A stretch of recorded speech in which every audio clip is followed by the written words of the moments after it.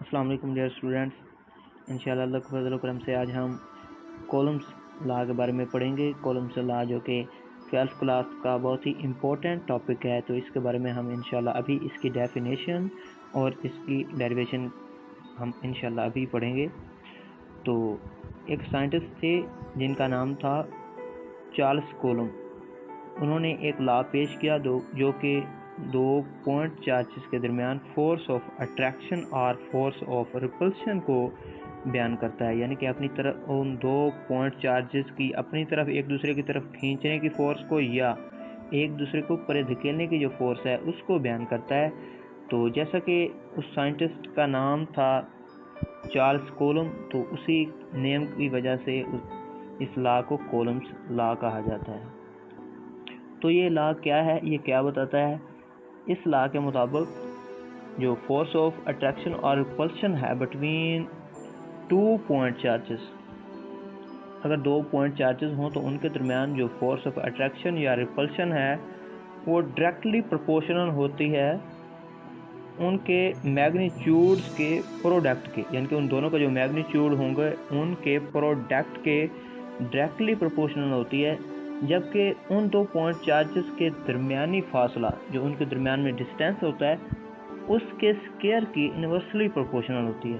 तो इससे इक्वेशन बनती है, यानी कि सपोज हमारे पास Q1 एक पॉइंट चार्ज है जबकि Q2 एक अनदर चार्ज है और इनके दरमियान में डिस्टेंस और है। तो यहाँ पर क्या इक्वेशन बनती है? F proportional Q1 Q2 over R का स्क्वायर। और आपको पता है जैसे जब हम साइन ऑफ प्रोपोर्शनैलिटी को ख़त्म करते हैं तो हम एक कांस्टेंट लगाते हैं। तो आइए हम कांस्टेंट जब लगाते हैं तो F equal to K Q1 Q2 over R का स्क्वायर बन जाता है। यहाँ पर जो K है इसे इलेक्ट्रोस्टैटिक कांस्टेंट भी कहा जाता है, और ये K जो कांस्टेंट है ये इक्वल होता है 1/4 पाई एप्सिलॉन नॉट के। तो यहाँ पर जो एप्सिलॉन नॉट है इसकी भी एक अपनी वैल्यू है जो कि 8.854 मल्टीप्लाइड बाय 10⁻⁻12 कूलम स्क्वायर पर न्यूटन पर मीटर स्क्वायर के इक्वल होती है। अब यहाँ पर आइए, जब हम K की वैल्यू हम पुट करते हैं तो F equal to 1/4 pi epsilon nought Q1 Q2 और R का स्क्वायर हमारे पास हासिल होता है। और जब हम यहाँ पे एप्सिलॉन नॉट की जो वैल्यू है वो पुट करते हैं तो जो K की वैल्यू थी 1/4 पाई एप्सिलॉन नॉट, उसमें जब हम एप्सिलॉन नॉट की वैल्यू पुट करते हैं तो K equal to 9 multiplied by 10⁻⁹ newton metre square पर कूलम बन जाता है। ये यानी कि K हमारे पास किसके इक्वल था? 1/4 पाई एप्सिलॉन नॉट के। और अगर हम इसमें पाई की वैल्यू एप्सिलॉन नॉट की वैल्यू पुट कर दें तो ये इक्वल हो जाता है 9 multiplied by 10⁻⁹ newton metre square पर कूलम के। तो इसी तरह यहाँ पर जो एप्सिलॉन नॉट है, अगर दो पॉइंट चार्जेस के दरमियान फ्री स्पेस हो, यानी कि कुछ भी इनके दरमियान में ना हो, कुछ मीडियम ना हो, एयर भी ना हो, तब यहाँ पे हम एप्सिलॉन नॉट यूज़ करते हैं। इसे कहते हैं परमिटिविटी ऑफ फ्री स्पेस, यानी कि ये फोर्स जो अट्रैक्शन और रिपल्शन होती है उसको गुजरने देता है, यानी कि ये अलाउ करता है एप्सिलॉन नॉट।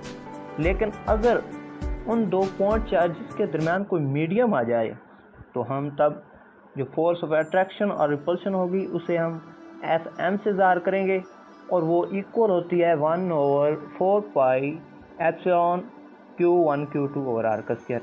यानी कि जो एप्सिलॉन नॉट था वो हमने रिप्लेस कर दिया बाई एप्सिलॉन के साथ, और एप्सिलॉन नॉट और एप्सिलॉन के दरमियान में एक रिलेशन होता है जो कि नीचे गिवन है, epsilon over epsilon nought is equal to epsilon और। यानी कि यहाँ पर अगर हम एप्सिलॉन की वैल्यू पुट करना चाहेंगे तो वो हमारे पास इक्वल हो जाएगी epsilon not multiplied by epsilon और। यानी कि इसी रिलेशन से हम किसी की भी वैल्यू देख सकते हैं कि एप्सिलॉन और किसके इक्वल है या एप्सिलॉन नॉट किसके इक्वल है। और जब हम इसी को इस एप्सिलॉन की जो वैल्यू है उसको हम जब पुट करते हैं तो हमारे पास क्या ऑब्टेन होता है?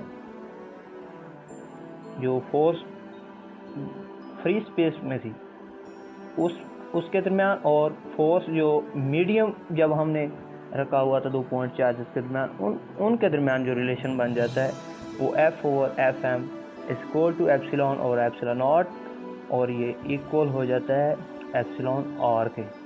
और हमारे पास जो रिलेशन फाइनली जो बनता है वो जो मीडियम जब हम रखते हैं उन पॉइंट चार्जेस के दरमियान, तब जो फोर्स ऑफ अट्रैक्शन और रिपल्शन होती है वो इक्वल हो जाती है वो फोर्स ऑफ अट्रैक्शन और रिपल्शन जो फ्री स्पेस की थी डिवाइडेड बाय एप्सिलॉन r के, यानी कि सिर्फ एप्सिलॉन r जो है वो बटे में नीचे और ऐड हो जाता है। तो ये फाइनली रिलेशन है इनके दरमियान में।